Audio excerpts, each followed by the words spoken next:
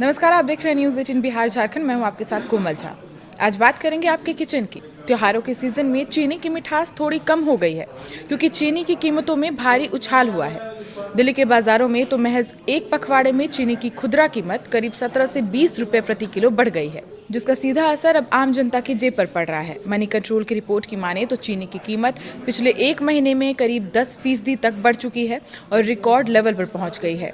चीनी की बढ़ती कीमत का असर आम ग्राहकों पर भी दिखाई दे रहा है। उपभोक्ता मामलों के मंत्रालय के आंकड़ों की माने तो 18 अगस्त को देश में चीनी की एवरेज रिटेल कीमत 52 रुपये 30 पैसे थी।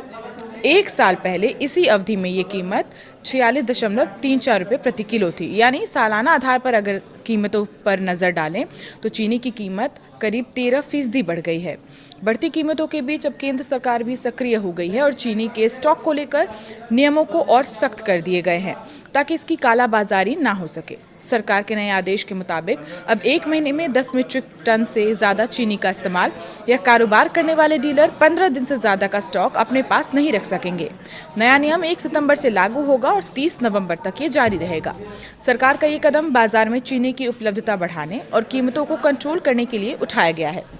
दरअसल इससे पहले सरकार ने चीनी डीलर्स के लिए स्टॉक रखने की समय सीमा 30 दिन तक की तय की थी, लेकिन बाजार में कीमतों में तेजी जारी रहने के बाद अब सरकार ने स्टॉक की अवधि को और कम कर दिया है।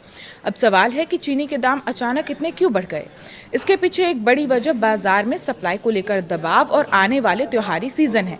अगस्त से नवंबर के बीच देश में चीनी की मांग आमतौर पर बढ़ जाती है।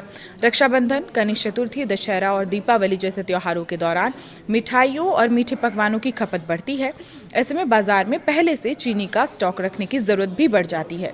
चीनी की सप्लाई को लेकर एक और चिंता गन्ने की फसल से जुड़ी भी है। कुछ इलाकों में बारिश कम होने और मौसम के सूखा रहने से गन्ने की फसल प्रभावित हुई है और इसका असर आने वाले सीजन में चीनी के प्रोडक्शन पर भी पड़ सकता है। आपको बता दें कि सरकार इससे पहले भी बाजार में चीनी की उपलब्धता बनाए रखने के लिए कदम उठा चुकी है।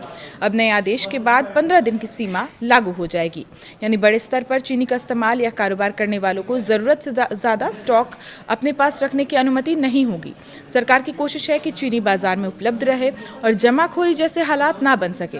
फिलहाल चीनी की बढ़ती कीमत ने आम आदमी की रसोई का बजट जरूर बिगाड़ दिया है, लेकिन सरकार की नई स्टॉक लिमिट से बाजार में कीमतों के नियंत्रण में कितनी मदद मिलती है ये तो वक्त ही बताएगा। आज के लिए इतना ही। देखते रहिए न्यूज़ 18 बिहार झारखंड।